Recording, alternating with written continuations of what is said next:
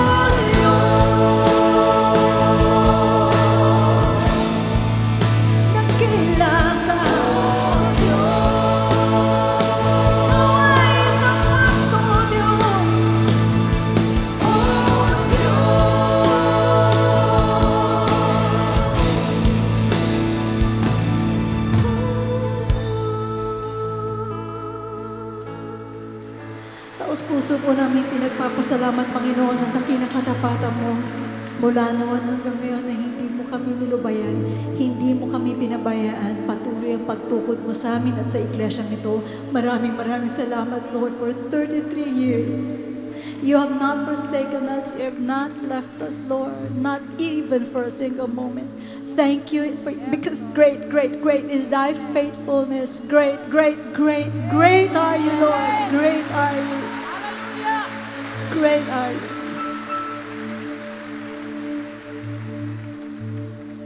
Sa bawat bighati, tagumpay man ay naroon.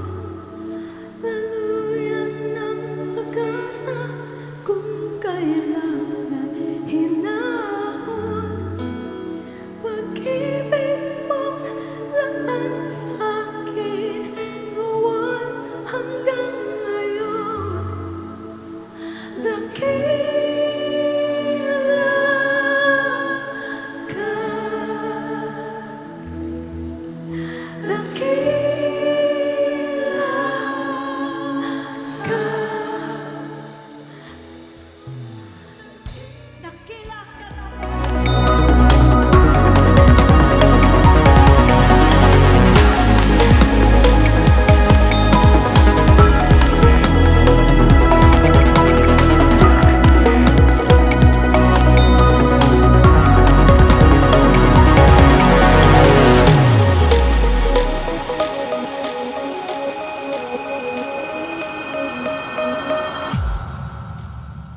Talagang purihin ka, Panginoon. Very faithful ka sa inyong mga anak. Basta't wag lang mawala ang ating pananalig sa Kanya. Amen?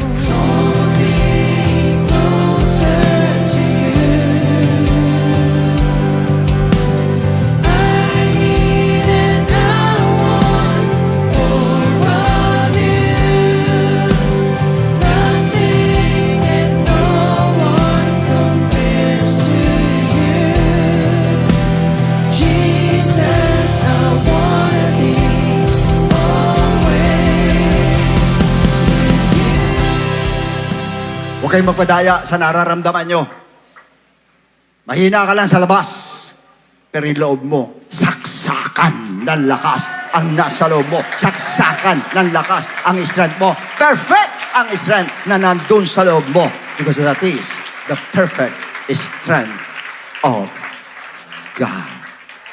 Walang dugong karapat dapat na panglinis sa kasalanan natin except a sinless man na nanggaling sa Most High ang pagkakalikha. At walang katawan pwede niyang gamitin as a dwelling place na nandoon siya, kundi yung katawang create ng Most High God sa sinipupunan ni Mary, si Jesus Christ, ang walang bahid ng kasalanan. His eternal life binigay na sa atin. Yung pangalan niya binigay na sa atin. Yung salita niya binigay niya na sa atin. Yung dugo niya, yung kapangyarihan niya, yung holiness, yung gifts, yung wisdom, yung revelations, yung presence at ang Holy Ghost. Victory is ours. We are more than conquerors.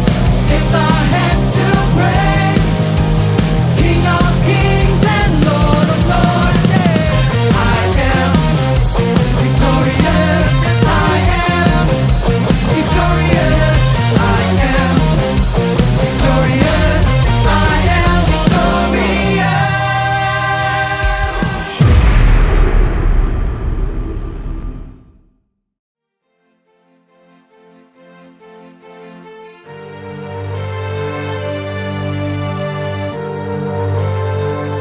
Praise your name, O God. Magandang araw po sa inyong lahat.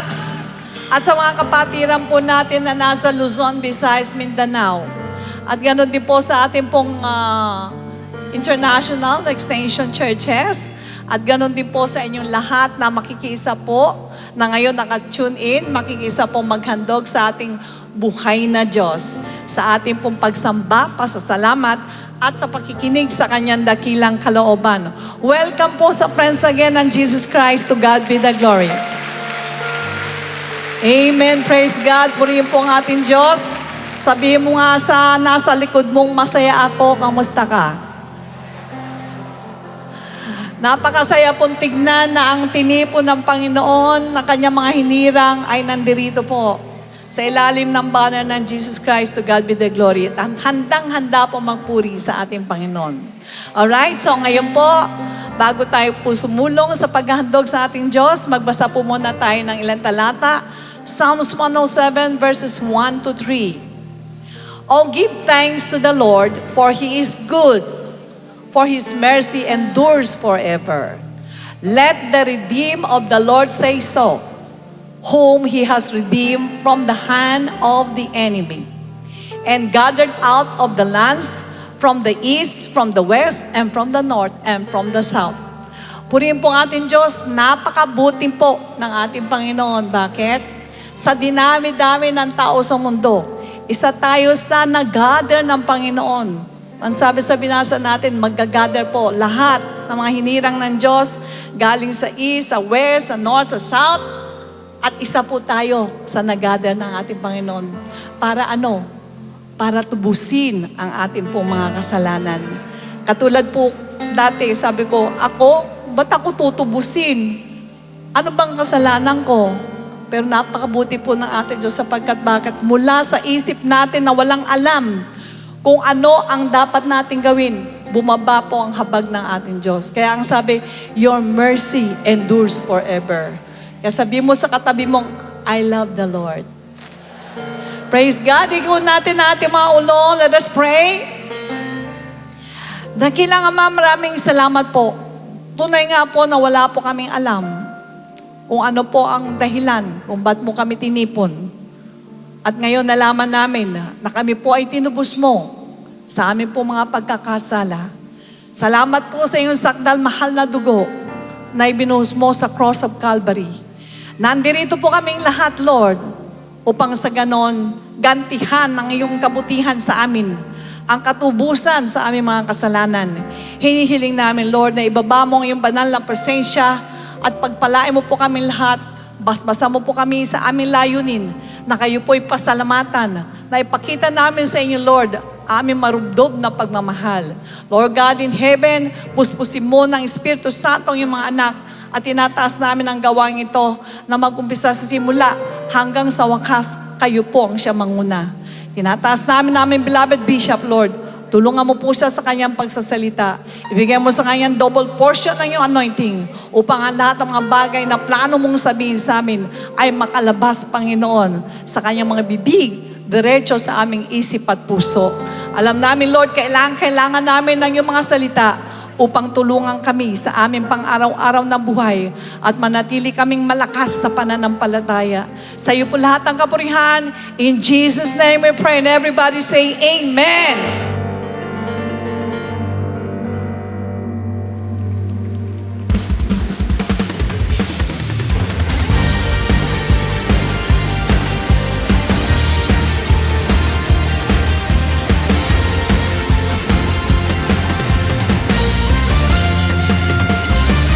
Fresh oil is flowing, the comforter is close.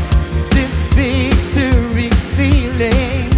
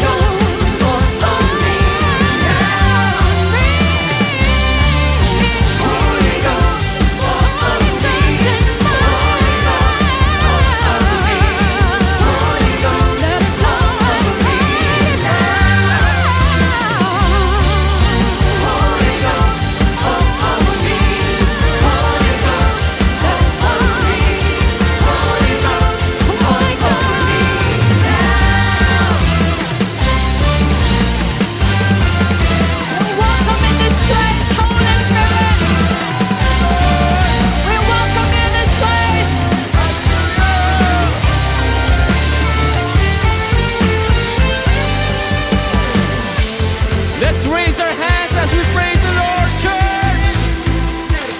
We praise you, Jesus. Let's sing, church.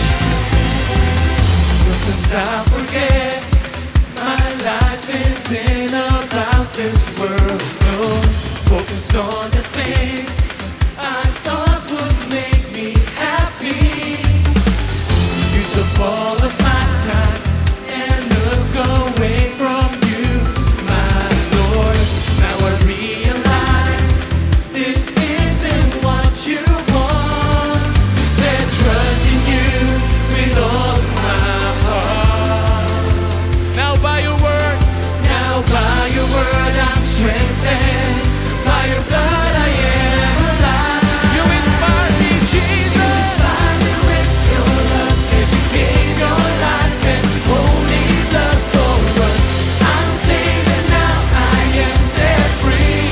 We're gonna praise you, Lord. I'm gonna praise you. Lift my hands up high, giving glory to the Savior of my life. There's no other name I'll magnify. Jesus Christ, to God be all the glory. Jesus Christ. Let's all magnify the name of our Lord Jesus. We give you the highest praise, Lord. Hallelujah. Now keep in mind, no matter what I'm going through life, you're always here beside me. You never leave me alone. Hold on to the promise of an everlasting life with you, my Lord. Whatever happens, I can do anything. I'll trust in you with all of my heart. Your word is my strength, and with you, my God, I feel alive. You inspire me with your love, 'cause you gave your life and holy blood for us. I'm saved and now I am set free. I'm gonna praise you. Lift my hands up high, giving glory to the Savior of my life.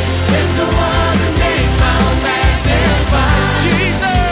Jesus Christ, to God be all the glory. Jesus Christ. Praise you, Jesus. We praise you, Lord. Hallelujah. Let's lift our hands for Jesus. Lift your hands up high. Say, I'm inspired. I'm inspired by your love. Lift your hands up high. Say, I'm inspired. I'm inspired. Lift your hands up high. Say, I'm inspired. I'm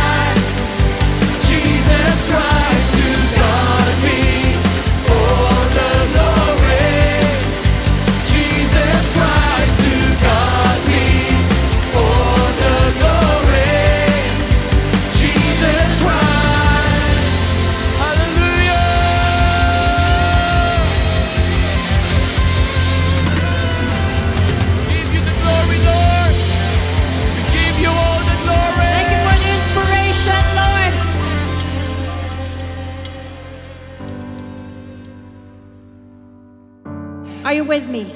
Let's praise and worship with full faith today.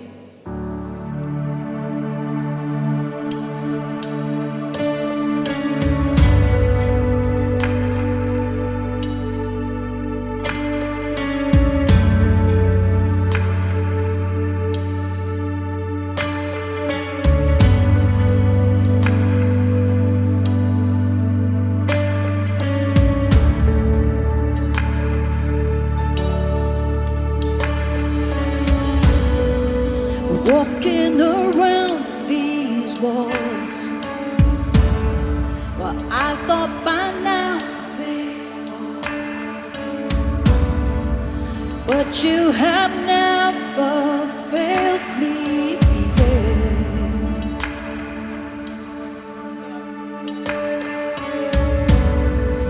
Waiting for change to come,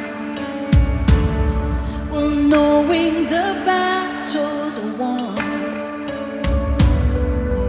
for you have never failed me yet.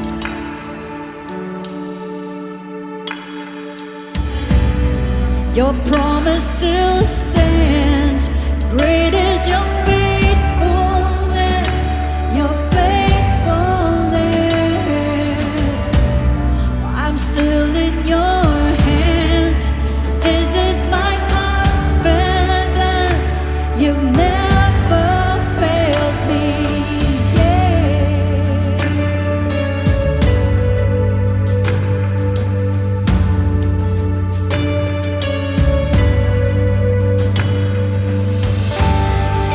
I know that night won't last.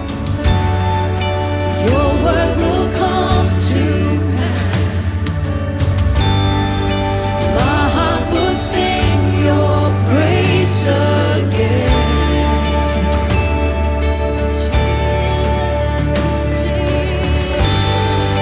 Jesus, you're still enough. Keep me within your love. My heart will sing your praise again.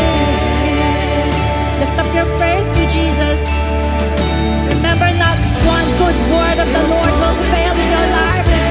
Every good word of the Lord shall come true. Believe that God is faithful.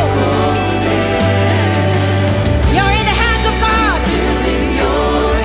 Nobody can take you away from the hand of God. You are carved in the palm of your Father in heaven. God's promise will stand. Great is your faithfulness, your faithfulness. Well, I'm still in your hands. This is my confidence. You'll never fail me. And this is the confidence that we have in Him. Jesus said, have faith in God. For surely I say to you, whoever says to this mountain, be removed and be cast into the sea, and does not doubt in his heart, but believes that those things he says will be done, he will have whatever he says. Therefore Jesus saith to you, whatever things you ask when you pray, believe that you receive them, and you shall have them. You shall have them. I've seen you move. Do you have mountains? The mountains, and I believe. Believe. I'll see you do it This again. mountain will be Made a moved. Believe. way Move it with your where faith. there was no way. Move it with your I faith. believe.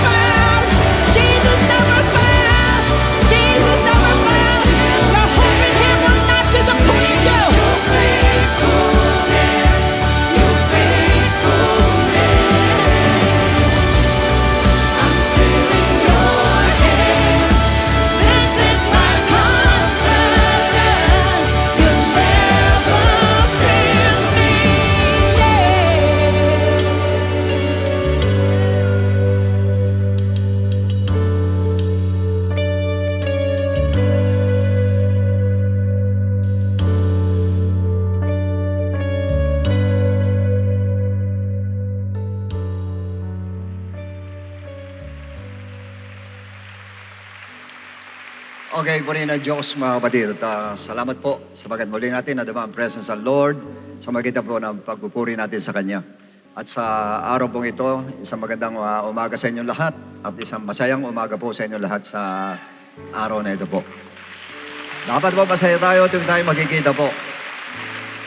Kasi hindi natin alam kung hanggang kailan mga kapatid na itong church ay magpapatuloy talaga. Dahil alam natin po kung ano nangyayari sa ngayon.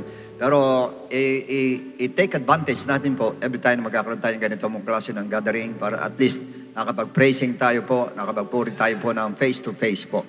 Kasi maganda po pagkakataon nito, samantalahin natin hanggat sabihin natin na alam natin, nalalapit na po mga kapatid yung bagay na hindi natin gustong mangyari, pero mangyayari po. Pero yung bagay na yan ay mangyayari dahil po sa nakasaad sa Bible po yan at ganoon din po yung iniintay natin po ay matutupad na po. Alam po natin lahat yan. At alam natin ang blessed hope na lang po ang kailangan natin o yung pong pag-angat natin dito po. Pero sa ngayon, basta tayo nagkakasama-samang ganito, dapat nagkakaroon tayo ng kalakasan, nagkakaroon tayo ng pag-asa sapagkat alam natin na kasama natin ang Diyos po. Praise the Lord. Glory to God. At talagang sa tuwing magbabasa ako ng dyaryo, manonood na sa mga news, sa TV po, ay talagang nakikita ko po yung nearness ng kanyang pagbabalik po. Napakalapit po. At patuloy ko ito ipapaalala po sa inyo lahat na talagang the Lord is really coming soon. At talagang nandyan na po siya po nasa pintuan na, malapit na po. Kaya kailangan po lahat tayo maging ready, lahat tayo po ay maging matatag po tayo. The book of 1 Timothy, chapter 6, beginning from verse 6 to 8. Now, godliness with contentment is great gain. For we brought nothing into this world, and it is certain we can carry nothing out. And having food and clothing with this, we shall be content. And our subject today is entitled, the period of transition. Yuko natin ang ulo natin, dakilang Ama, salamat uli, Panginoon, sa umagang ito, sa araw na ito, Diyos, na pinili mo binibigay sa amin, O Lord, linggo-linggo, O Lord. Salamat sapagkat ito ang aming pagkakataon para muling magkasama-sama, O Diyos, sa harapan mo. Purihin ka, sambahin ka, itaas ka, O Diyos. At hindi, O Lord, makinig na yung salita. Kaya buksan mo po puso at isipan namin, O Lord, para malayang pumasok sa amin, O Diyos, sa aming puso at isipan, ang lahat na sasabihin mo. Lalo na po, Lord, yung mga bagay na importante po para sa amin, para sa pagbuhay namin dito, Lord, ay ayon sa iyong kalooban naman. Lord, i-anoint mo yung lingkod. At gandin lahat na magkikinig, O Diyos, maging doon sa television, Lord, para sa ganun, O Diyos, ay madama namin ang power mo, Panginoon, sa umagang ito. Kailangan namin ang power mo, O Diyos, sapagat yung power mo mismo, Lord, sa nagbibigay kalakasan sa amin at nagbibigay ng pag-asa sa amin lahat, Ama. Kaya ikaw na pong bahala, O Lord, sa service na ito hanggang sa matapos, O Lord. And this we ask in Jesus' name. Amen and amen. You may all be seated, please. Okay, now, brothers and sisters, one of the most horrible experience by the Israelites was when the Egyptian brought them to slavery in Egypt. However, in Exodus 3:7-8 says, and the Lord said, I have surely sinned the oppression of my people who are in Egypt. So nakikita niya yung oppression na gaganap po sa kanyang mga anak. At maging sa atin po ay nakikita ng Lord and have heard their cry. Naririnig niya ang iyak ng mga Israelites. Kaya hindi sa atin po, naririnig niya ang bawat iyak po natin sa Kanya. And for I know their sorrows. I know their sorrows. Alam ko ang kanilang kapigatian at alam din ng Diyos yung lahat ng kapigatiang dinadanas po natin. Alam ng Diyos. Una, nakikita niya. Pangalawa, naririnig niya. Pangatlo ay alam niya. Now, so I have come to deliver them out of the hand of the Egyptians and to bring them up. Ako'y dumating para iahon sila, palayain sila sa kamay ng mga Ehipto at ng mga Egyptians at sila'y dadalhin doon sa land, to a good and large land, to a land flowing with milk and honey. In short, sa promised land, dadalhin sila ng ating Lord. Now, for your information, in Exodus 12:40-41 says, now the sojourn of the children, yung kanilang pansamantalang pagtira, of the children of Israel who lived in Egypt was 430 years. Take note, 430 years. And it came to pass at the end of 430 years, on that very same day, it came to pass that all the armies of the Lord, sino yung armies of the Lord? Congregation po ito. Hindi po ito yung army na may dalang espada, may dalang panangga at lumalaban. Hindi po. Ito, congregation ng Lord, army ang tawag ng Lord. Yan, tutuusin po sa atin po lahat na nandito, tayo'y kasama po sa army ng ating Panginoon po. Yan. Sabi nyo, sa gusto nyo, army tayo ngayon. Of the Lord went out from the land of Egypt. In other words, all the families of Israel from generation to generation stayed there for 430 years. And that's why they were very much accustomed to their culture and style of living. Nasanay na sila sa buhay na ganon for 430 years. And during the ancient times, sa panahon nila, Egypt was the richest and the most powerful country in the world. Para silang United States nung araw po. And they had all kinds of man's desires, such as abundance of food, great economy, advance in education, powerful military forces, and all kinds of immorality were rampant doon po sa Egypt. However, even though the Israelites were slaves, they were used to that kind of environment. Nasanay sila sa ganong environment as a result of staying in Egypt for 430 years. Nasanay sila sa ganong buhay po. But by that time, nung oras na po, they were about to leave Egypt. Nangiiwan na lang Egypt. Every family of Israel was so happy. They were happy and excited because they would be set free by the God of Israel. Lalaya sila, kanya sila po ay masaya. But during their journey in the promised land, which was in the wilderness, according to 1 Corinthians 10:10, the Bible says, nor complain, as some of them also complained and were destroyed by the destroyer. Meaning, they began to complain about the absence of water, the absence of food, and their daily needs. As a matter of fact, they even compared the food they ate in Egypt. Kinumpara nila yung pagkain sa wilderness at doon din sa Egypt. Numbers 11:5. We remember the fish which we ate freely in Egypt, the cucumbers, the melons, the leeks, the onions, and the garlics.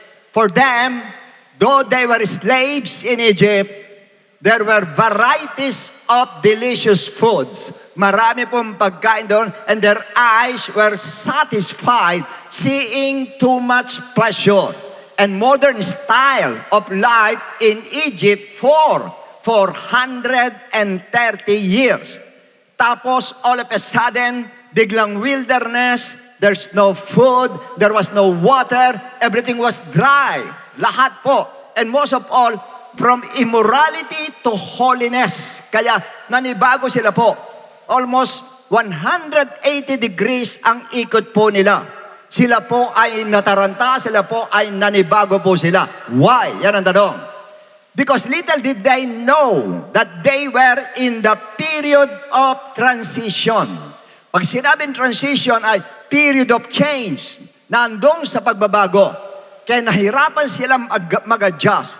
Imagine nga naman 430 years, nasa Egypt sila, masarap ang pagkain, kalayawan nandun, kalaswaan nandun, lahat nandun na sa Egypt, pati ang military forces malakas, andun. For 430 years na buhay sila ng ganon. Tapos bigla nga naman mga kapatid, pupunta ka sa wilderness at nandoon walang pagkain, tapos puro kabanalan ang gagawin mo, nakabaliktaran po na nandun sa Egypt. But, for your information, the world nowadays is in the period of transition. You know, before the pandemic, di mo halos madama ang transition. But right after the pandemic, grabe, ang intense ng transition. Napakabilis po. Kaya, bakit nagkaroon ng transition? Okay, listen carefully. Because the invasion of Antichrist is so fast. Yung pananakop ng Antichrist ay masyado mabilis po and so strong, irresistible, and very effective. Kaya hindi alam niya ng world na ito pong invasion na ito, ini-invade po niya mga kapatid ang buong mundo ng hindi alam ng mga tao. That all sectors of the society are being invaded. Lahat po talagang sinasakop po. For example, sa government of many countries are being invaded. Katulad sa mga politics po, pinapasok nila. Ang politika, imagine, foreigner, tas nananalo sa pwesto. Bukod pa po dyan, ang kanila pong yung mga corrupt na politicians were involved.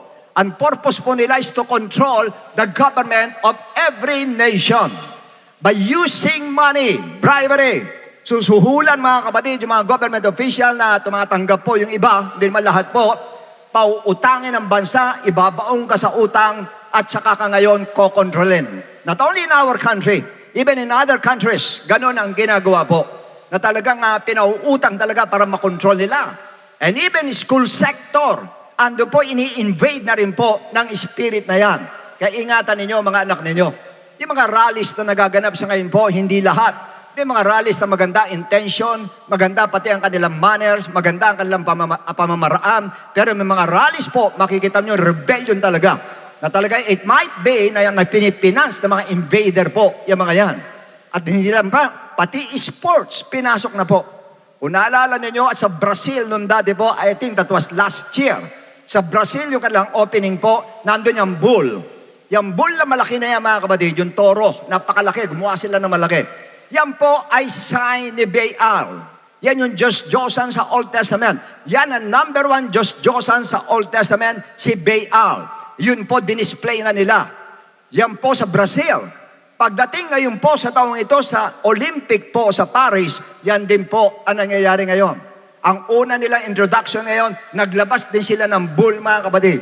Kaya nakikita nyo, ini-introduce kung paano i-invade nitong si Antichrist, ito si Satan, ito pong world. Pati sports, pinasok po. At gumawa sila ng Last Supper, binastos nila yung Last Supper, mga kapatid, kung ano-ano yung pinaglalagay doon sa Last Supper, ganun nila po sinasalaula ang ating Lord. Bakit pinayagan ng Paris yan? Bakit lang pinayagan ganyan, mga kapatid, na sabihin natin na magano masalaula talaga yung kanilang Olympic na yan na tuwing 4 na taon lang ginagawa? Diyan yung makikita ganong kalakas itong invasion na ito na ginagawa ng demonyo po. Kaya mag-ingat kayo pati sa family. Pinapasok din ang family sa ngayon po. Pinaghihiwa-hiwalay ang mga family po. Pinagkakagalit-galit ang family po para ma-destroy. Magkaroon ng division para mawasak, hindi ma-unite ang pamilya. Mawasak ang pamilya po. Kaya maging alert. Lalo na yung ama ng tahanan. Maging alert po kayo. Kayo ang pinakapastol sa loob ng bahay. Kayo dapat magdadala doon sa loob ng unity. Dapat kayo magdadala ng pagkakaisa sa loob ng bahay. Lalo na pagkakaisa sa pananampalataya. Huwag niyong papayagan anak niyo, iba na pananampalataya ang dinadala. Dapat isa lang pananampalataya dinadala na isang pamilya. Kasi naniniwala ako sa one God, one Lord, one baptism, one hope, one God, one Father. Lahat yan, one lang lahat yan. Di pwede two, one lang. Pati social media pinasok po. Mga black propaganda nandun, rebellion nandun, immorality nandun po sa mga social media sa ngayon. Pati dagat, pati ang sea, ini-invade na rin ngayon po. Kung kayo nakikinig na Diyos, alam nyo na kung sino. Daanan po kasi yan ang kalakal ng halos lahat ng bansa. Dumadaan po dyan para sa kalakal nila. Gusto nila makontrol ngayon ng economy. Para sa kanila, ang dadaan doon, magpapaalam sa kanila at magbibigay sa kanila para kumita pa sila. Ganun katindi. and even churches. Ang churches po ngayon pinasok na rin, ini-invade na rin po ng Spirit na yan. Kaya mag-ingat po kayo. Mag-ingat kayo ng pakikinig ninyo. Alam ko marami sa inyo na mamalengke kayo kung saan kayo nakikinig. Ngayon, yung isang preacher na dati katinutunin ng preaching po, maayos ang preaching, ano ngayon tinuturo? Si Yahweh raw at si El Elyon ay magkaiba. Ano magkaiba? Parehas yan. Si Yahweh raw, darkness. Imagine Yahweh, darkness. Pag sinabing darkness, indirectly, hindi lang niya masabi, Yahweh is evil. Sabihin mo ng gano'n, si Yahweh, the only one God. Sabihin mo ng gano'n. For information, ang spelling ng pangalan niya, hindi talaga mabanggit. Sinadya ng mga Hudyo. W-Y-H-W ang kanyang pangalan po, hindi Yahweh. Walang bawel talaga para hindi mabasa. Dahil takot silang banggitin ang pangalan ng ating Lord. Sa sobrang kabanalan ng Lord. Tapos sasabihin mo, si Yahweh ay darkness. Ang tatay daw ni Jesus Christ, hindi si Yahweh, kundi itong si El Elyon. Isa lang yon. Imagine that, Jesus Christ daw sa light. Pagkatapos si Yahweh daw sa darkness. Paano yung sinabi sa Psalm 77:1? The Lord is my light. Yahweh is my light. Sinabi mismo ni David. Kaya sa parte yan, mag-iingat po kayo. Marami na nadadaya mga preachers sa ngayon po. Sana nanonood kayo doon sa ating SFD. Tinatalakay kayo one God para malaman nyo kung ilan talaga ang Diyos. At makikita nyo mga pinakikinggan ninyo, mga sikat na mga churches ngayon, mayayaman mga kapatid, mga member, marami silang member po, pero lumilitaw ang daming Diyos mga kapatid, pero hindi inaamin, isa lang daw. Pero pag pinaliwanag na nakita mo maraming Diyos, tatandaan ninyo, He will take vengeance to those who do not know God. Sinabi mismo ng ating Lord. Kaya dapat alam nyo kung sino at ilan yung Diyos na pinaglilingkuran po natin. Kanya sinasabi ko sa inyo, huwag kayong pakinig ng pakinig. Kasi mahirap sa atin, ang gusto natin, maginhawahan tayo, lumakas tayo, ma-encourage tayo. Yes, tama yan. Pero hindi mo alam yung nagtuturo, may spirit. Kung ano spirit yan, mapupunta sa'yo. Kung ano spirit ang tinuturo ko sa inyo, mapupunta sa inyo. Kung ano spirit yung pakinggan nyo sa iba, mapupunta sa inyo. Ganong katindi. Kanya ingat, walang error na papasok sa taas. Tandaan nyo po yan. Worldly dancing sa loob ng church. Nado doon, sayaw dito, sayaw doon, worldly dancing. Hindi po pwede. Hindi po uubra sa Lord. Hindi po pwede. Hindi tayo nandirito para pumorma. Nandirito tayo hindi para tayo mapansin, kundi ang Diyos ang mapansin po sa atin. Maniniwala ba kayo meron mga churches nagsasayaw nakabikini? Meron churches nagsasayaw topless. Ganyan ang binababoy ni Satanas ang church. Ang tindi ngayon. Isa, pastora yung isa, suot. Masikip na masikip yung suot niya. Fitting na fitting yung suot niya. Na talaga tas nakaumbog yun dito sa likod niya, tapos dito sa harapan. Grabe po, ang tindi. Mismo, babae ng pastora ang nakikriticize sa kanya. Ganyan na sinasalaula ang church ngayon. Diyan yung makikita kung paano mag-invade itong spirit na ito, mga kapatid, sa loob mismo ng church. At ngayon, kumakalat ang doctrine na wala nang doctrine, love na lang. Oh, mag-ingat kayo sa ganyan. Mag-ingat kayo. Love na lang. Oh yes, love. The commandment of God is love one another. Pero sabi ng Lord, if you love me, keep my commandment. Ilan ang commandment ng Lord? From Genesis to Book of Revelation, napakaraming commandment ng Lord na dapat sundin po natin. Hindi love. Okay na. Tama ang love. Pero ang love po ay sumusunod. Ang love po, pag may pag-ibig ka, susunod ka doon sa minamahal mo. Sa Diyos, susundin mo ang inuutos niya. Do not judge daw. Huwag tayo maghusga. Yun nga kaya ibig sabihin nun. Bisan tatalakayin natin yan. Do not judge. Sa Sunday kasi hindi pwede, meron ko ibang tatalakay special po para sa inyo. Sa isang Sunday po, tatalakayin natin Matthew 7:7. Pwede bang mag-judge o hindi? Tatalakayin natin para malaman po niyo. Kasi minsan, do not judge. Hindi tayo pwede mag-judge talaga. Pero pwede mo sabihin yung mali ng iba. Hindi pwedeng hindi. Pwede mo sabihin yung mali ng iba. Kaya lang, may protocol. Meron ka susundin muna. Tsaka natin pag-usapan po. Kaya sa parte nga pinapaalam ng Lord sa atin, na ganyan na po nangyayari sa loob ng church ngayon, sa ibang mga churches. Natutuwa ako sa church natin, hindi pa nagkakaganyan. Isang araw mga katiyo, magkaganyan, magsilayas na po kayo pag nagkaganyan na po. Kaya pinapaalam ko sa inyo lahat, pag ang church ganyan na po, napasok na yan. Yung spirit na yun, nai-invade na yan, na hindi nyo alam. Kaya magugulat kayo, isang araw po, may mga church na yung katulad niyan. Meron na po. Dadami yan para dumami ang members ngayon. Kasi nasa mind ngayon ng mga pastors, hindi ligtas ang tao. Dumami members, dumami members, dumami members, dumami members. Hindi ganon. Dumami maliligtas, dumami maliligtas, dumami maliligtas, dumami maliligtas. Kasi sa parte niya, doctrine, wala na daw. Sino may sabi? 1 Timothy 4:16. Take heed to yourself and to the doctrine. Take heed to your doctrine. Continue in them. Continue in them. Magpatuloy kayo sa doktrina, tsaka sa sarili nyo, tsaka sa doktrina. For in doing this, pag kayo'y nagpatuloy sa doktrina, you will save both yourself and those who hear you. Pag nagpatuloy kayo sa doktrina, sa tamang doktrina, isa-save mo sarili mo na pipreach, pati yung mga pinipreachan mo ay masasave din. Ganun ka-importante ang doctrine po.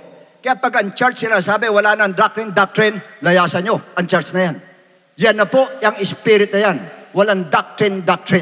Tandaan ninyo, walang mali na aakyat sa taas. There's only one way. There's only one way, the truth.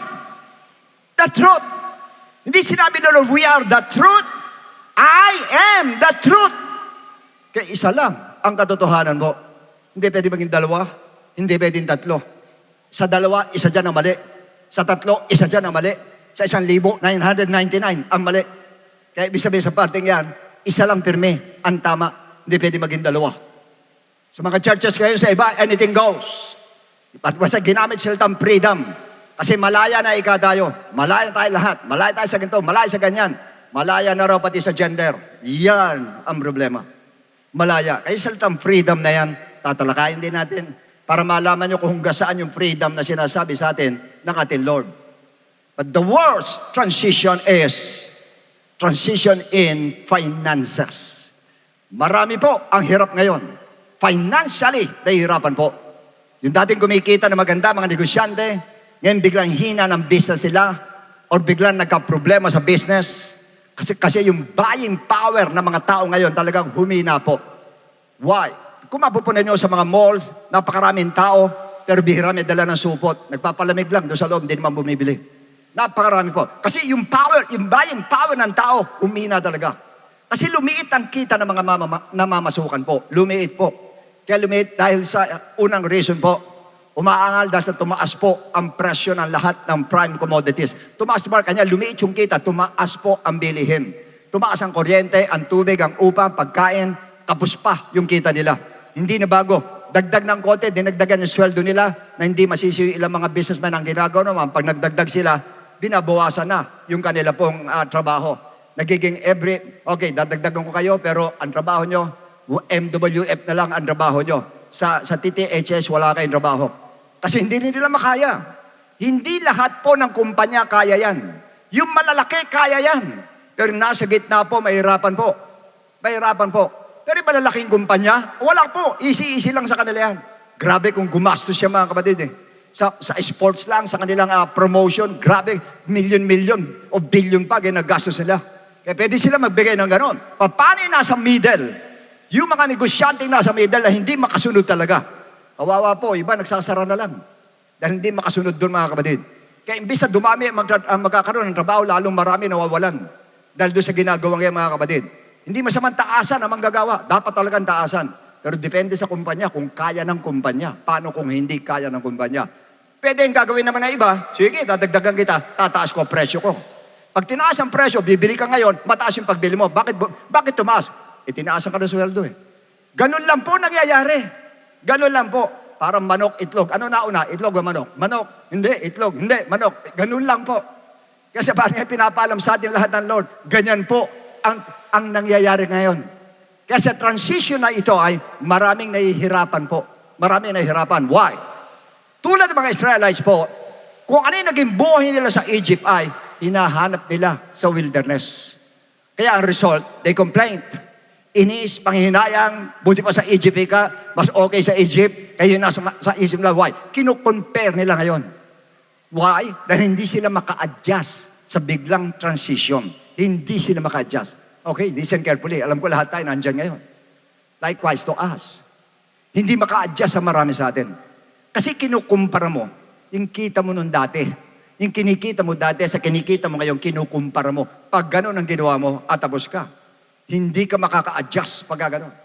Brothers and sisters, do not live in the past. Because those were the days, and it will never come back. As a matter of fact, the worst is yet to come. Mas matindi pa ang darating. Kahit sinong presidente lagay mo dyan, sa buong mundo, ganyan pa din ang mangyayari. Dahil sinabi mismo ni Paul na mababatbat ng kahirapan ang huling araw. But in our case, as Christians, basta nabuhay ka sa will ng Lord, ibabalik niya. Ang dati mong kita, mas pagpapalain ka pa niya. Pwedeng gawin sa atin ng ating Lord. Depende kung paano mo dadalhin ang buhay na inalaw ng Lord sa'yo. Why? Yan ang tanong ngayon. Matthew 24:7, alam natin lahat. Binanggit dyan lahat yung war, earthquakes, pestilences, famine. Ang tanong, ano sa palagay ninyo ang idudulot ng war? Ano idudulot ng pestilences? Ano idudulot ng earthquakes? Ano idudulot ng famine? Of course, death of life, number one. Ang pangalawa, death of finances. Kahirapan po ang idudulot lahat niyan. Nakita niyo pagkatapos ng pandemic, kahirapan ang dinulot niyan. Pag nagkagera, kahirapan na naman ang idudulot. Hindi pa nga nagkakagera, kahirapan na ang dinadanas sa atin. Nagigirian pa lang, kahirapan na ang dinadanas ng buong mundo. Malaking transition sa pagdating sa finances. Aminin natin, malaking pagbabago. Unless i-bless ka ng Lord during crisis, which is very possible. Dahil nakikita iba sa atin, bine-bless ng Lord during crisis po. That's why the world must be prepared for the most awful transition that will happen in the near future. Kailangan handa. Pati lalo tayong Kristiyano, handa po tayo. Pag nagkaroon na ng todong transition talaga, ng taghirap talaga, dapat handa ang mananampalataya. But as Christians, the question is, how are we going to handle or manage the period of transition? Paano natin dadalhin ngayon yan? Paano natin i-manage yung pagbabago na yan pagdating sa finances? Now, 1 Timothy 6:6. Now, godliness with contentment is great gain.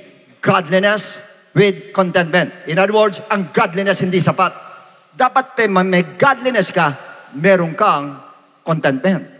Now, we all believe that we are all godly in the sense that God is in us and the righteousness of God is in us. Kaya righteous tayo, godly tayo sa harapan ng Lord. Although sometimes sumasablay tayo, pero godly pa rin tayo sa harapan ng ating Lord. But what I'm trying to emphasize is the word contentment. Yung maging kontento ka, yan po ang pinaka-importante sa lahat. Which is the only answer to the period of transition. Contentment. Yan lang po ang sagot dyan, no less, no more. Now, how did the Bible define contentment? Ano ibig sabihin ng contentment sa Bible? 1 Timothy 6:8.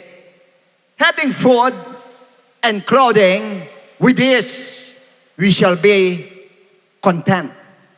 Having food and clothing, ibig sabihin, lahat ng mga basic needs natin, meron kang shelter, food, clothing, shelter, medicine, matrikula ng anak, pang-upa sa bahay, okay na. Yun ang ibig sabihin ng Bible po. Sapat na at makontento ka na. Now, does it mean that God does not want us to improve or to prosper financially? Ang ibig ba sabihin ng makontento na yun tayo wag na tayo mag-ambisyon na tayo mag-prosper pa? Definitely the answer is no. Hindi po yun ang ibig sabihin ng Bible. In fact, in 1 Timothy 6, dyan din sa book na yan, command those who are rich in this present age not to be haughty. Huwag daw magyabang. utusan daw yung mga mayayaman, huwag sila magyabang. Not to be haughty, nor to trust in uncertain riches. Bakit sinabing hindi siguradong kayamanan? Sapagkat yung una, ang kayamanan mo hindi ka sigurado kung nasa iyo pa, bukas, nasa iyo pa sa makalawa. Nakita mo sa inyo, mayaman ngayon, mamaya bukas mahirap na. Ganun katindi ang pera po. Wala pong kasiguruhan ang pera. Kaya huwag kayong magtiwala po sa yaman. Huwag kayong magtiwala po sa pera. But, in the living God, trust in the living God, who give us richly all things to enjoy. Ang Diyos daw natin na nagbibigay ng abundansya sa lahat daw ng bagay na may enjoy natin. So ibig sabihin, hindi against ang Lord na tayo magkapera, hindi against ang Lord na mag-ambisyon tayo, mag-prosper tayo, yumaman tayo, wala pong masama, huwag mo lang hangarin yumaman. Pero mag-prosper ka, gusto ng ating Lord. Gusto ng ating Lord. Na i-prosper tayo pagdating sa finances, tayo pagpalain, gusto ng ating Lord. Now, kaya lang ang purpose. Bakit gusto niya i-bless tayo? The purpose. Next verse. Let them do good. Let them do good. Kaya kapag pagpalain, you have to do good. Why? That they may be rich in good works. Para yumaman ka sa mabubuting gawa. Pangalawa, ready to give. Ready to give. Willing to share. Pag pinagpala ka, ready to give. Pag pinagpala ka, willing to share. Yun po dahilan. Kanya tayo pinagpapala ng Diyos. Hindi na ba sa ano pa mang bagay? At tulad ngayon, nabalitaan nyo, maraming mga kapatiran natin binaha. Yan ang pagkakataon. Dapat ready to give ka and ready to share. At yan din sabihin ko sa inyo lahat. Kung sino man sa inyo na ihipo ng Lord, pwede kayo magbigay para sa mga kapatiran po na binaha. Although hindi sila pinabayaan ng church. Binigyan na po natin sila. Pero kaya lang po dapat ano yung contribution natin. Ikaw, binless ka ng Lord, ano contribution mo ngayon doon sa mga kapatiran naghihirap? Maging aware kayo sa ganyan. Kapatiran na sunugan, kapatiran naghihirap, aware tayo. Dapat yung kamay natin bukas, nakaganon dalaga. Yan dapat, lahat po tayo na bine-bless, ganun po dapat tayo. At hindi bine-bless, yan ang topic natin sa isang linggo naman. Now, bakit mo dapat gawin yan? Yan ang tanong, verse 19. Storing up for themselves. Doon sa mga na may pera, storing up for themselves. A good foundation. Para ka nag-store ng foundation mo. Why? For the time to come, that they may be lay hold on eternal life. Involved yung eternal life mo dyan, my friend. Isipin mo nga naman, langit ang pupuntahan mo. Tapos yan, hindi mo mabitawan yan. Hindi mo alam yung pagbibitawan mong ganyan, pagiging giver mong ganyan. Nagtatayo ka ng foundation, tinatatagan mo ang foundation ng eternal life mo. Pag ganun ang ginagawa mo at nagiging karapat, dapat kalalo doon sa iyong kaligtasan.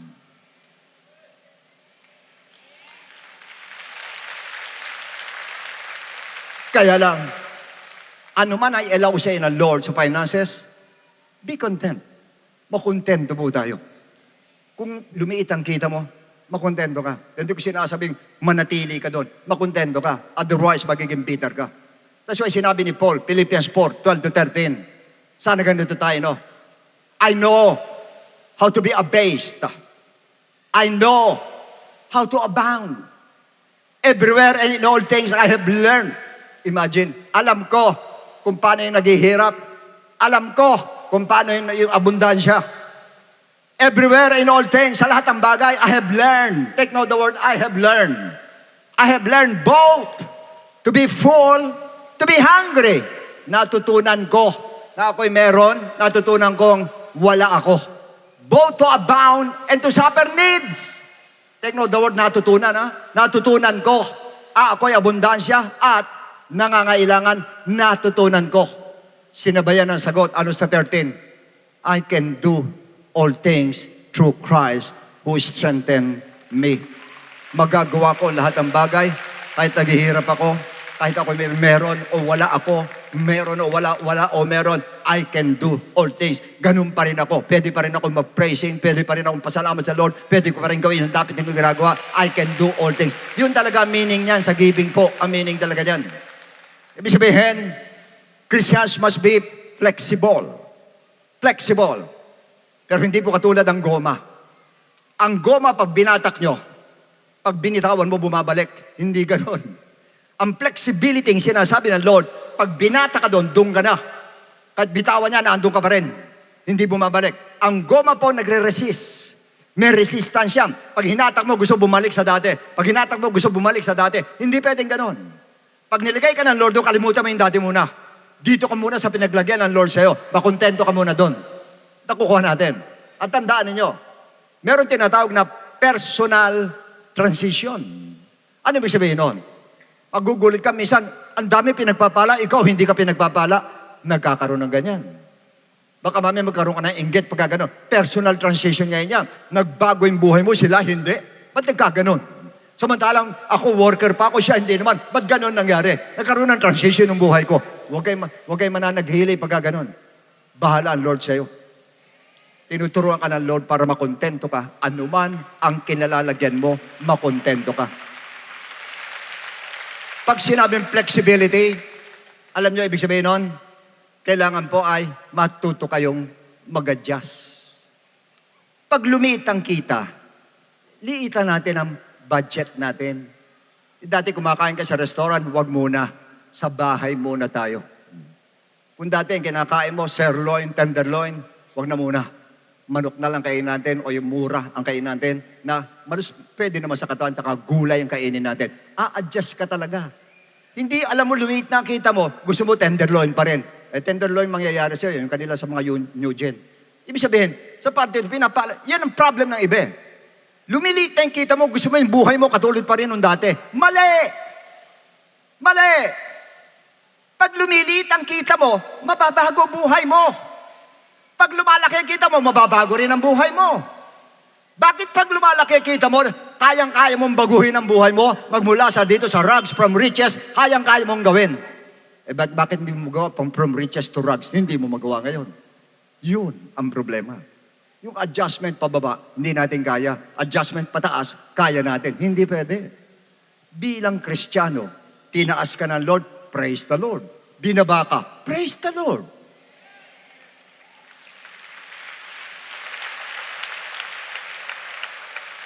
Maging sensitive kayo. Pag bumababa ang kita, of course, mag-isip ka na ibang kita. Pero habang wala pa ibang kita na yan, adjust ka muna. Matuto kayo mag-adjust. Huwag kayo mamuhay sa dati. Sa dating kita mo, huwag kang mamuhay doon sa dating kita mo. Mamuhay ka sa kita mo sa ngayon. Kung magkano pumasok sa'yo ngayon, yan ang kita natin. O, yan lang tayo. Hindi ba alam sa church, ginagawa namin yan. Kami mga elders po, nandun pag nami-meeting kami every Tuesday. Alam niyo, pag ang merienda namin, pandesal, at saka kape, at saka itlog, alam na nila yung malitan tayo sa offering. Ina-adjust ko. Pati pagkain na merienda, adjust. Baba, adjust tayo. Sa bahay, pag alam ko, malitan tayo sa atin, malit lang bibigay ng Lord sa akin. So, magyayari po ngayon, adjust kami sa bahay. Oy, patayin kuryente. Oy, yung patayin. Oy, ulan lang, patayin ko lahat eh. Para matipid yun. Kuryente, tipid. Tubig, tipid. Ito, tipid. Ulam, tipid. Yan, tipid. Ganon. Adjust ka kaagad eh. Adjust ka kaagad. Doon ka kaagad kung ano yung buhay na yun. Doon ka agad. Doon ka nilagay ng Lord. Sa malita kita. Doon ka lumagay. Sa malita kita. Kaya mo. Kaya mo. Umadjust ka lang. Umadjust ka lang.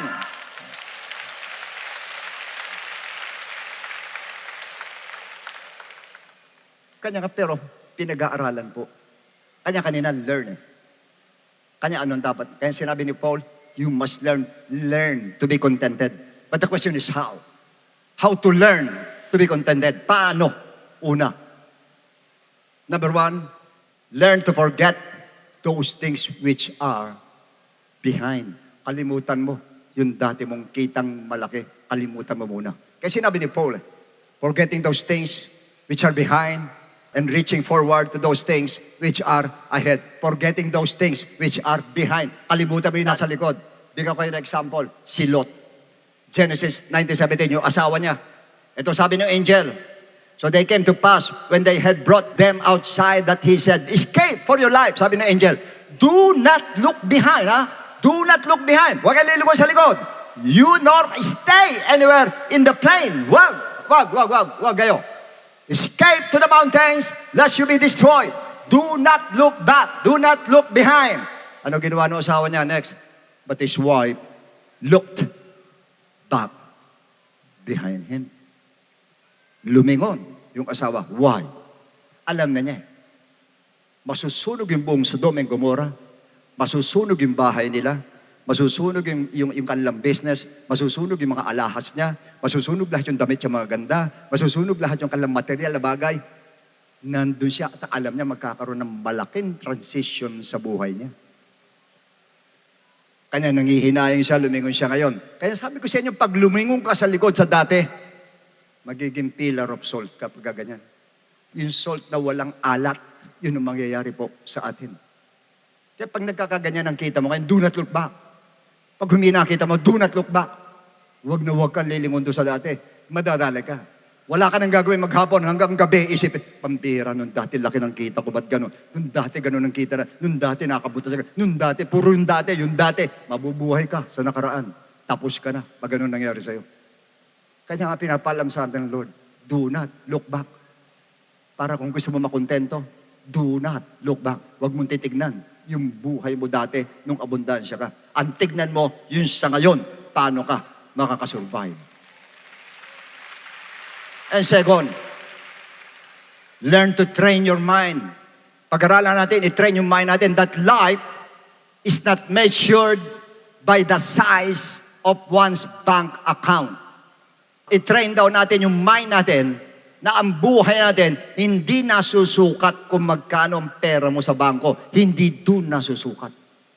Kasi sinabi ng Lord, and He said to them, take heed and beware of covetousness, for one's life does not consist in the abundance of the things he possesses. Hindi nasusukat ang buhay sa pamamagitan ng abundansya na possession mo, o pera mo, o ari-arian mo. Hindi dyan nasusukat. Hindi dyan. Kaya kailangan pag-aralan mo sa mind mo, discipline mo yung mind mo. Hindi sa ganyan. Kaya sinasabi, hindi sa tinapay lang nabubuhay ang tao, kundi sa bawat salita ng Diyos na lumalabas sa bibig, sa kanyang bibig. Ang tao hindi nabubuhay. Ganun dapat na nasa mind natin. Nasa mind mo, pirming pera in the bank, money in the bank, money in the bank, money in the bank. Doon ka nasasandal ngayon. Kaya pag nagkaroon ng transition ngayon, at naubos yung money in the bank, tapos na. Tapos na. Hindi mo na alam kung anong gagawin mo. Why? Doon ka. Doon mo binase ang buhay sa money in the bank. Ulitin ko, wala masama may pera ka sa bangko. Dapat nga mayroon kang pera sa bangko. Pero wag yun ang sasandalan mo. Nakita nyo nangyari sa China? Yung mga nag-deposit, alam ko pati TD eh. Nag-deposit sila, deposit. Biglang nagsara yung bangko, wala silang makuha. Hindi ko lang wala silang PDIC yata sa kanila, wala. Buti sa atin, kahit 500,000 meron. Sa kanila, wala. Wala silang makuha. Kasi agalit yung mga Chinese. Nag-iipon sila, andun yung bangko, yung inaasahan nila yun. Doon sila sumasandal, yung ipon nila, sasandal sa ipon nila. Biglang nawala. Hindi niyo ba alam pwedeng mangyari sa atin yan? Biglang mawala yan. Hindi natin masabi. Only God knows. Kanya huwag mo sasandalan. Huwag ka doon sasandal. Ang sandalan mo, yun nagbibigay ng pera sa bangko. Yun ang sandalan natin. Disiplina natin yung mind natin. Huwag tayo doon. Pag-aralan natin, huwag doon sumandal. Third, learn to be contented through pattern in life. Yan ang tanong. Sino pattern nyo sa buhay pagdating sa contentment? Dapat meron ka sinusundan. Ito sinabi ni Paul. The things which you learn, you received, heard, and saw. Yung nakita nyo sa akin, this do, gawin ninyo. And the God of peace will be with you. At magkakaroon kayo ng kapanatagan. Pag ginawa ninyo yung nakita nyo sa akin. Ano ba nakita sa kanya? Binanggit ko na kanina. Ano sinabi ni Paul?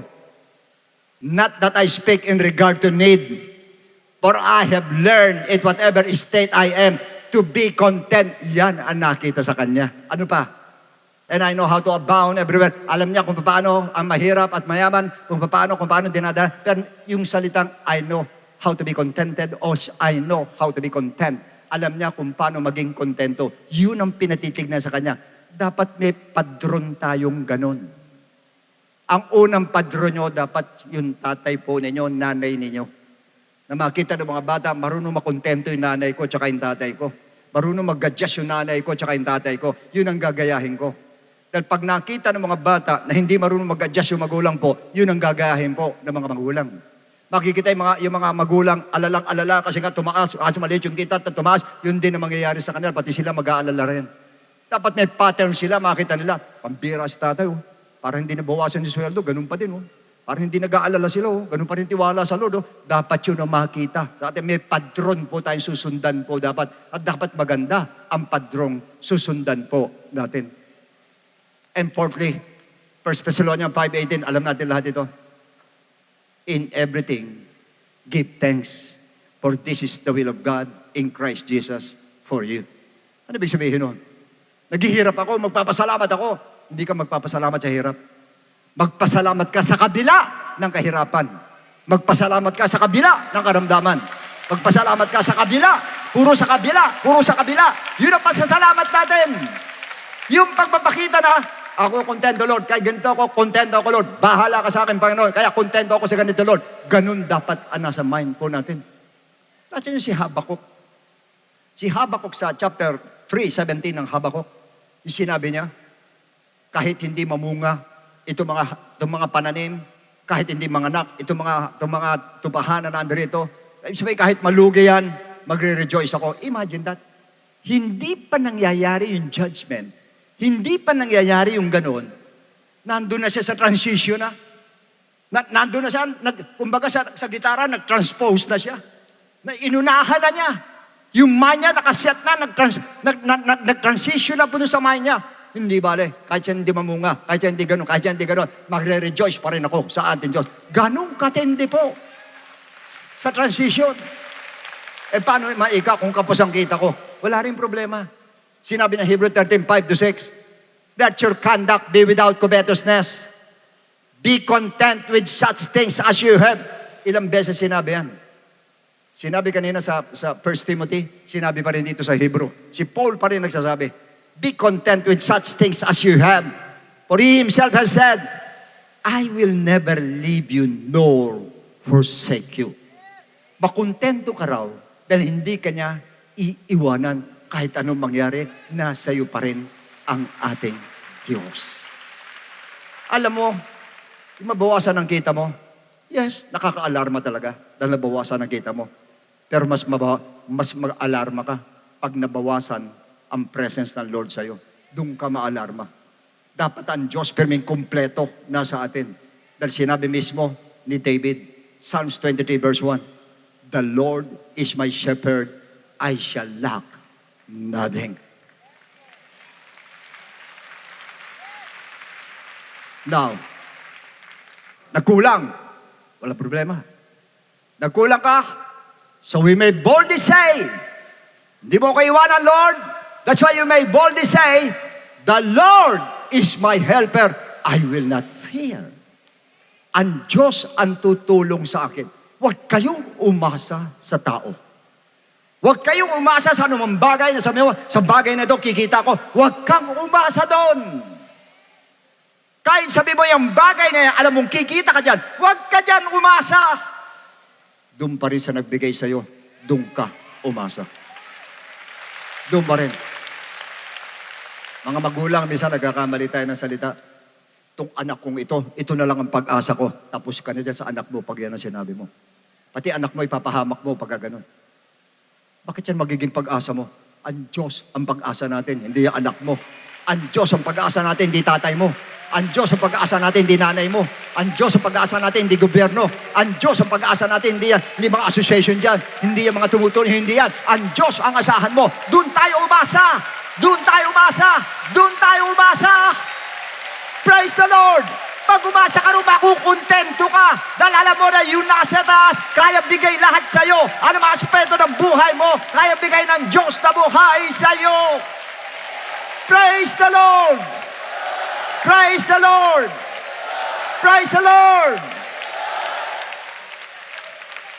Kanya sinabi ng Psalms 131, but I had calm and quieted myself.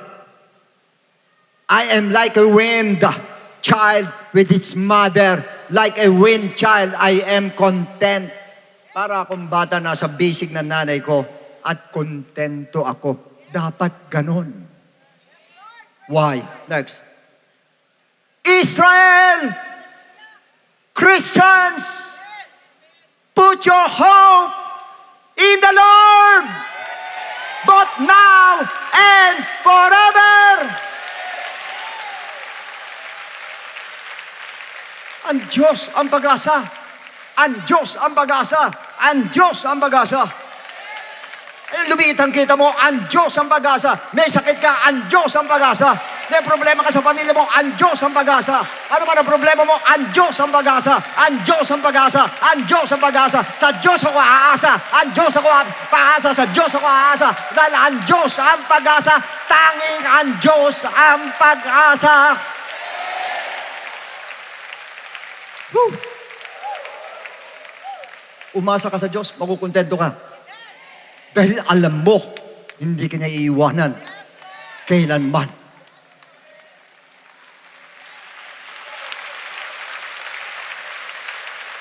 Yes, ialaw ka katulad ni Shadrach, Meshach, Abednego, tinapos sa pugon, inalaw niya, pero kasama siya.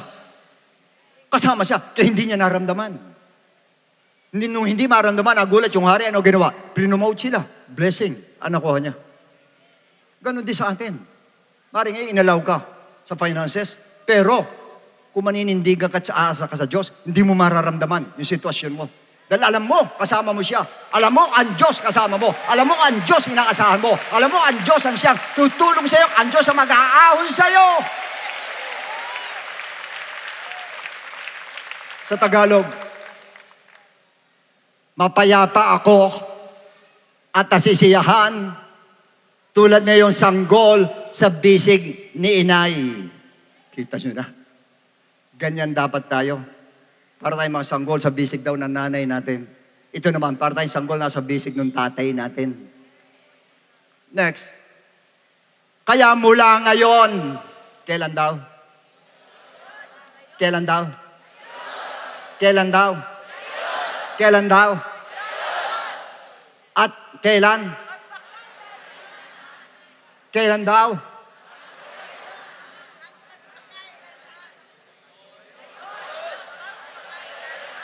Sigaw nyo.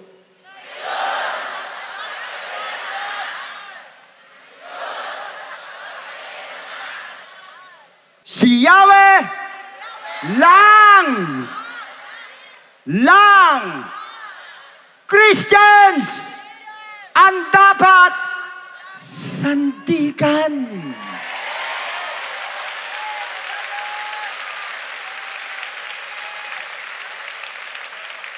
Huwag ka sumandal kay kanino. Sumandal ka kay Yahweh. Ngayon kay Jesus Christ. Sumandal ka sa Kanya para ka sumandal sa pader.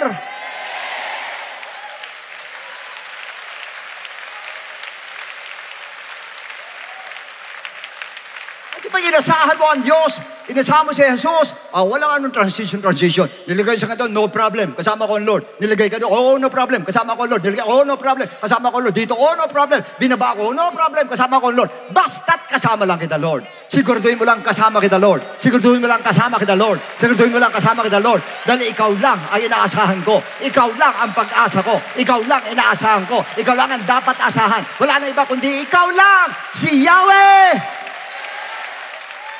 And Jesus Christ in the New Testament. O kanya sa atin lahat, yan lang po ang asahan nyo. Si Jesus ang sandigan at hindi ka magigiba. Si Jesus ang sandigan, di magigiba.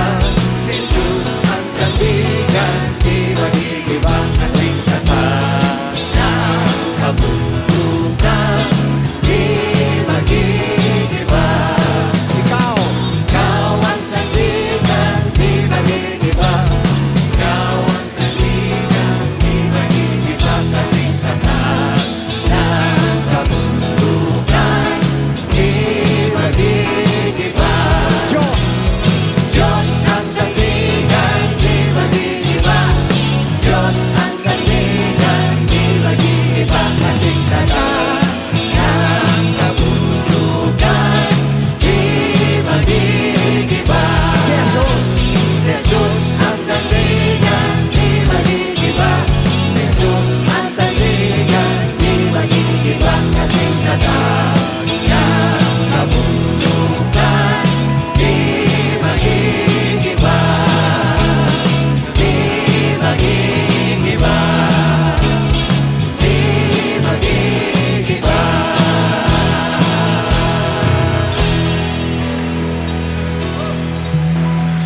bagay.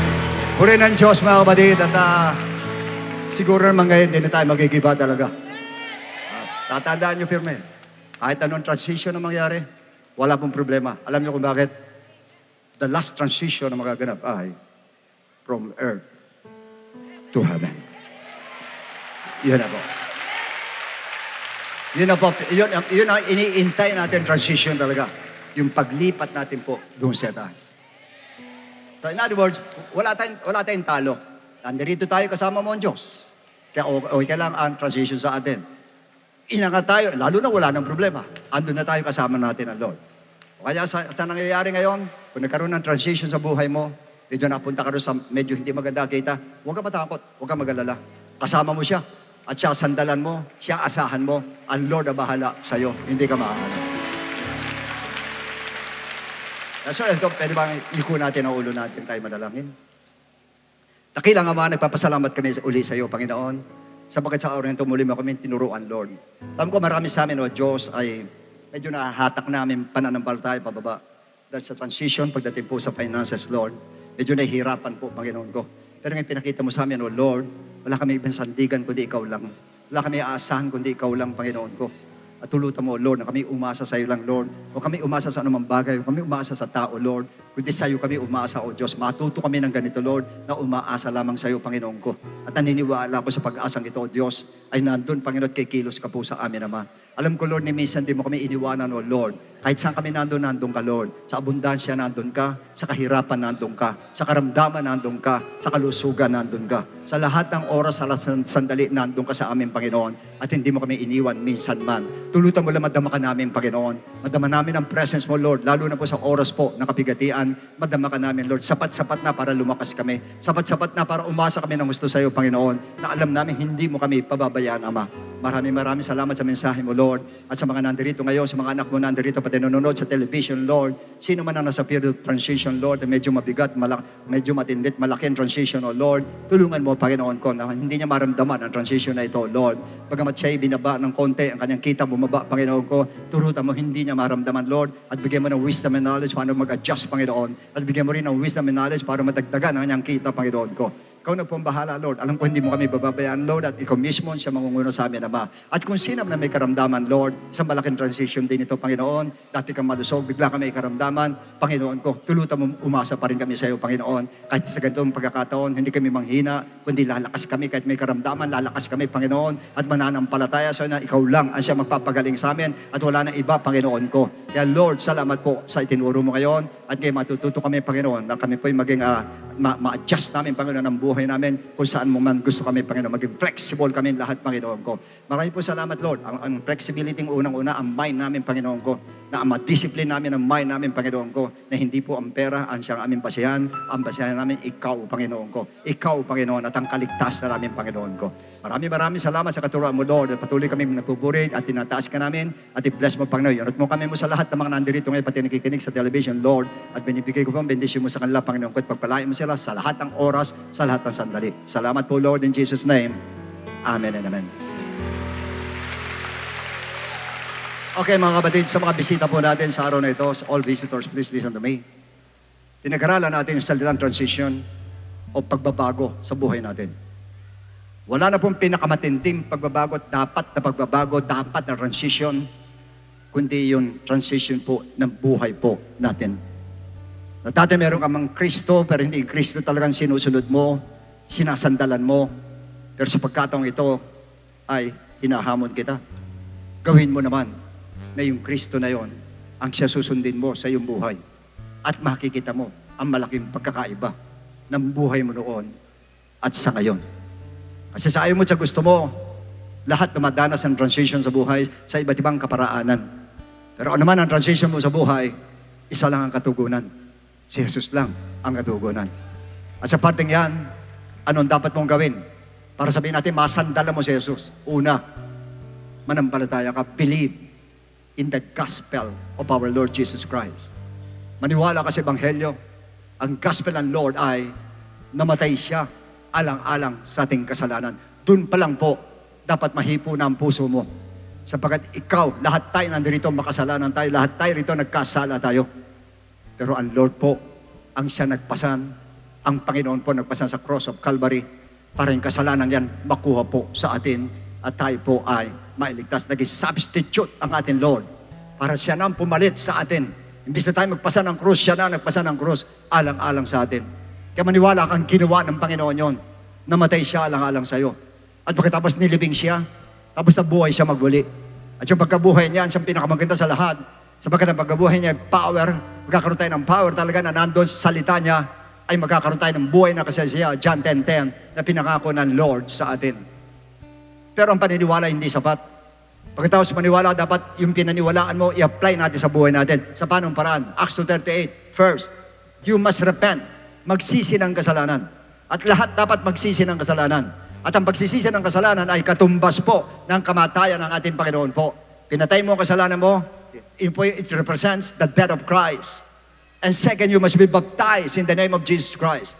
Alam ko na baptize ka nung bata ka, wisik. Hindi po yun ang sinasabi ng Lord.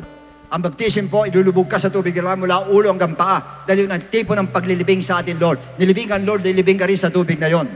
At pag ahon mo na doon, ang bagong buhay po sa atin. Libre yan, walang bayad po. At ang pangatlo, tatanggapin mo ang Holy Spirit. Ang Holy Spirit ang importante sa buhay po natin. Dahil ang Holy Spirit po, yun ang pinaka-power ng Lord, Spirit ng Lord, na tutulong sa atin para magbago tayo. Tutulong sa atin para magmula doon sa mundong ginalawa natin, katulad sa Israelites, nagmula sa kasalanan, dinalaro sa holiness, hindi nila matanggap. Dahil wala Holy Spirit po. Pero ito, bibigay sa'yo pati Holy Spirit para makapagbago ka ng gusto, mabago natin, masunod natin ang kalooban ng Lord, at magkaroon ka ng kapayapaan sa puso at buhay na kasaya-saya. Kaya lang po ang kailangan natin ngayon, wala ng iba. Yan lang po solusyon sa lahat ng kahirapan ngayon. Yan lang po solusyon sa lahat na nangyayari ngayon sa mundo po. Yan lang po solusyon. Ang gospel ng ating Lord. Namatay, nilibing, nabuhay. Tayo naman po ay magsisisi. Tayo po ipababautismo sa pangalan ng Lord. At pangatlo, tayo po ay tatanggap ng Holy Spirit. Away wisan sa araw po, bigyan tayo ng pagkakataon, ma-share to kay BBM. Malaman niya kung anong problema ng bansa talaga. Isa lang ang problema ng bansa, kasalanan ang problema ng bansa. At yan lang ang solusyon, gospel ng ating Panginoon po. Hanggat walang gospel, hindi lang mapipigilan po ang kasalanan po. Pero mas ang pumasok ang gospel ng Lord, ang mabuting balita po ay mabubuhay tayo ng maayos po sa harapan ng ating Lord. Kaya sa umagang ito, ang presensya mo hindi aksidente na nandirito ka. Ito'y pinahintulot ng Lord para marinig mo ang mensahe ng Panginoon na napakalaki ng pag-asa mo. Ano man ang problema mo, ang laki ng pag-asa mo. Kaya lang, unahin mo muna siya. Unahin mo siya at hindi siya nangihiya. Ang sabi niya gano'n, Matthew 11:28, lumapit kayo. Kayong lahat na nabibigatan at bibigyan ko kayo ng kapahingahan. Lumapit ka. Nag-aanyaya ang Lord. It is an invitation. Nag-i-invite ang Lord, lumapit ka. Kayong lahat na nabibigatan. At alam ko marami nabibigatan sa iba't ibang klase ng kaparaanan. Nabibigatan at ikaw ibibigyan ng kapahingahan. Na kay Jesus po ang kapahingahan. Na kay Jesus po ang kagaanan ng buhay. Kaya inaanyayahan tayo ng ating Panginoon. Ngayon sa lahat natin mga bisita, please, manadili tayo nakapigit. Nakataas natin dalawang kamay. Narinig ng Diyos lahat na iniuusal natin sa ating bibig. Lahat ng sinasabi natin ay narinig ng Panginoon. Pati yung isipan natin nababasa ng Lord. Kasi sa orsa ito, hinihingi ng Lord ang ating mga puso. Hinihingi ng Lord ang ating tunay na pananampalataya. Hinihingi ng Lord ang ating atensyon. Sana habang nakapikit tayo, ibuhos niyo atensyon natin ang Lord nasa cross of Calvary. Nakabago siya. Alang-alang sa iyo. Kaya ano man ang kasalanan mo, kapatid, kaya kang patawarin ng Lord. Kahit anong klaseng kasalanan na gawa mo, kaya kang patawarin ng ating Panginoon.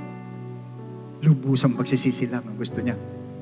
Na manggaling sa puso mo ang pagsisisi talaga.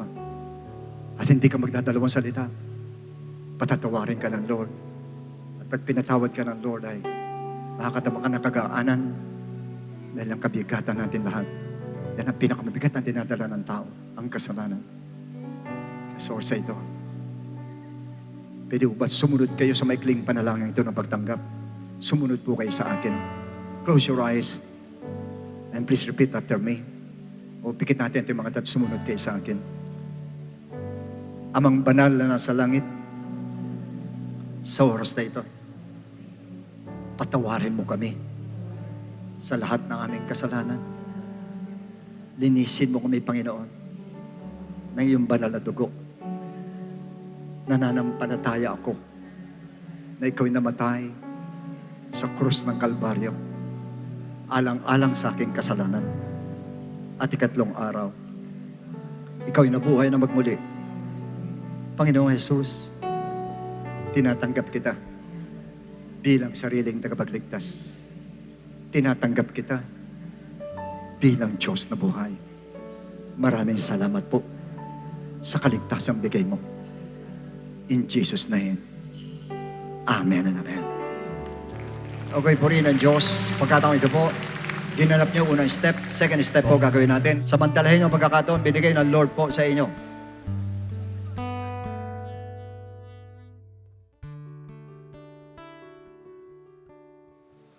Amen. Praise God. Isang palakpak po sa ating Panginoon sa tagumpay po ng kanyang mensahe. Amen. Nawa po ay naunawaan natin at tinuro sa atin at alam po ng Panginoon na kailangan po natin ang mga katuruan na yan.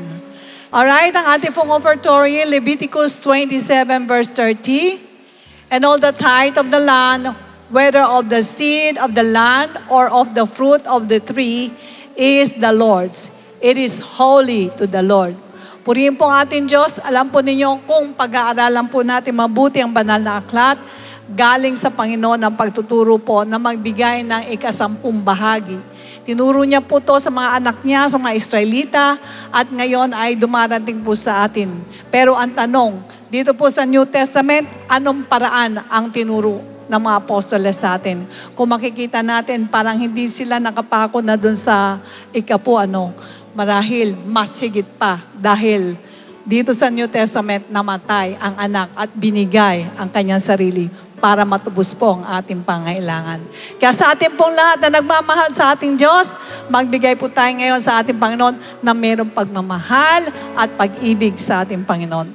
Alright, for complete details of our online giving, please refer to the ways and means to give dyan po sa ating ABP. Maraming salamat din po sa mga kapatiran walang sawang sumusuporta sa ating mga gawain. And to all new generation, the Winter Fire entitled Tenderloin is moved to August 24, Saturday, 9 a.m. at Gilgal Church Center. Register via the QR code for 350 pesos. Calling all businessmen and professionals, join this month's ABC Refill, which will center about finances. This is happening on August 31, Saturday, 5 p.m. at Amoranto Arena Lobby. Registration fee is 800 pesos per head. And we are also encouraging all Yapper to join the team's Winter Fire entitled Hustle, which is set to a new day. It's happening on September 28, Saturday, 6 p.m. at Amoranto Arena Lobby. Register for 550 pesos via the QR code flash on the screen. Alright, tumayo po tayong lahat. Pakasabi mo nga sa katabi mong, lumakas ako.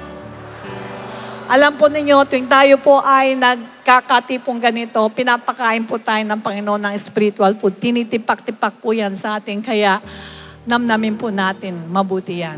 Yuko natin maulo, let us pray. Dakilang Ama, maraming salamat po sapagkat nakaniig ka namin at nakuha namin ang presensya mo. Alam po namin, Lord, na gustong-gusto mo kaming pakain ng iyong banal na salita dahil kailangan namin ang mga katuruan na ibinigay sa amin ng aming beloved Bishop. Ang transition, Panginoon, ng bundong ito.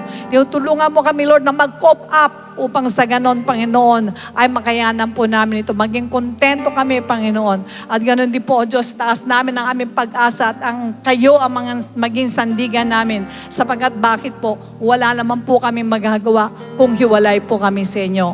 Kaya Ama, iunat mo yung mapagpalang kamay, basbasan mo po ang iyong mga anak, pagpalain mo po, O Lord, mula ulo hanggang talampakan, pagalingin mo ang mga may sakit, ibuhos mo masaganang pagpapala, Panginoon, sa mga anak mo, O Diyos, at alam po namin na hindi ka nagkukulang sa amin, Ama. Patuloy namin tinataas sa iyo ang lahat po ng mga lumapit sa harapan, Lord. Tulungan mo po na sila po ay mabautismuhan at mapatawad po sa kanilang mga kasalanan. Tinataas din namin ang iglesyang ito, Panginoon. Pagbalain mo po ang gawain namin na namamayagpag, Lord, sa iba't ibang lugar. Patuloy kang magpadala ng maraming manggagawa upang tulungan kami na maipangalat ang mabuting balita na nagdudulot ng kaligtasan.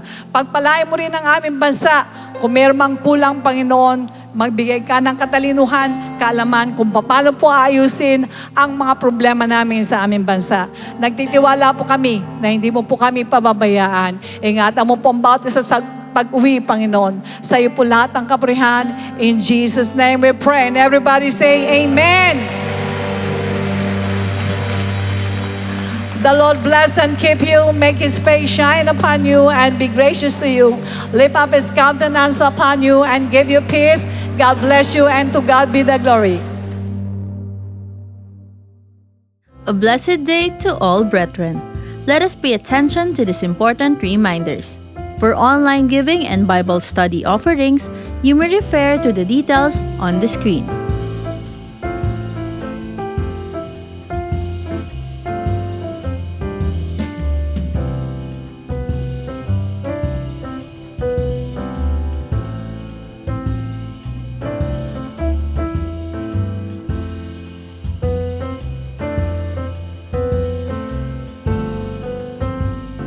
Kung nais niyo pong magpa-schedule ng baptism or one-on-one counseling, you can call us via the contact numbers flash on the screen o mag-send ng message sa ating Facebook page. Support our church and our mission. We are delighted to share these church updates.